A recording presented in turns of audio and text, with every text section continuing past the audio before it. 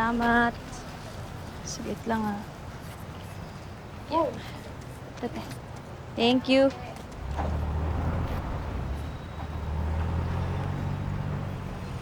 Naning, pauwi ka na ba? Sakay ka na. Atin taranta sa inyo. Ay, hindi na ho, sir. Nakakaya naman ho. Tsaka malapit na rin naman po yung bahay namin eh. Okay lang ho. Aba, sakay ka na. Kaysa naman sa magbuhat ka ng mga mabibigat na yan, oh. Tara. Sigurado po kayo? Ano, para ka namang ibang tao. Sige po. Medyo madami lang po. Sinasabi ko na nga ba eh. Para namang... May tinatagong baho itong si Naning. Tama ang hinala ko. May ibang lalaki siya. Ito, ano? Makakarating ito kay Rod. Ayos ka lang? Ito ka na. Tara. Nagupin namin yun. Pang isang linggo lang po eh. Okay ka lang, ha?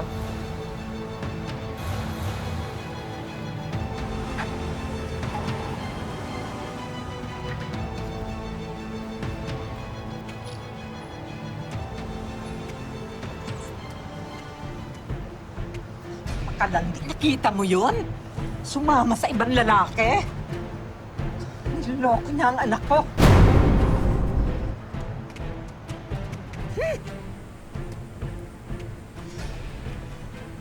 Alam mo, Mare, pinakasalan lang naman niya ng anak ko dahil nabuntis siya. O talagang nagpabuntis siya. Pero ngayon, sa nakita ko, yung kalandi ang nakita ko, ginawa niya, nag-iisip na ako, Mare, nag-iisip na ako. Yung sinasabi niyang baby niya, hindi niya baby yun. Ibig sabihin, iba ang tatay nito? Yan. Yan ang dapat malaman ni Rod. Tignan ko lang kung may mukha pa siyang ihaharap sa amin. Mari, alam mo ba yung pinaggagawa mo? Sinisiraan mo yung sarili mong manugang. Gusto ko nang mawala si Naning sa buhay ng anak ko. Punong-puno na ako sa kanya. Pati yung apo mo, idadamay mo. Eh, wala naman siyang ginagawa sa iyo, ah. Apo ko? Ano sabi mo, apo ko?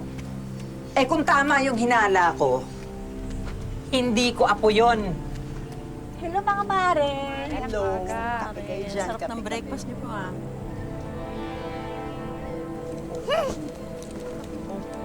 Kakabwisit talaga Naning na yan. Bakit? Ano ba nangyari, mare? Biruin mo. Yung sinasabi niya pala na baby nila ni Rod, eh hindi pala kay Rod yun. Di nga. Anak niya yun sa ibang lalaki. Totoo ba, mare? Oh. Tignan niyo. Ito ang totoong tatay. Ito ang totoong tatay. O, tignan mo mukha. Di ba laking kahihiyan nito? Kawawa naman yung anak ko.